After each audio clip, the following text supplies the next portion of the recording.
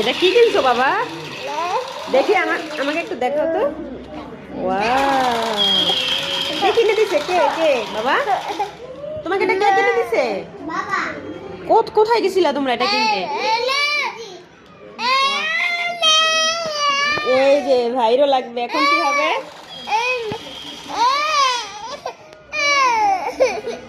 ভাইকে একটু দাও, ভাইকে একটু দাও, ভাই একটু ধরবে, দাও। দিয়েছো? এখন চালাই দেখাও।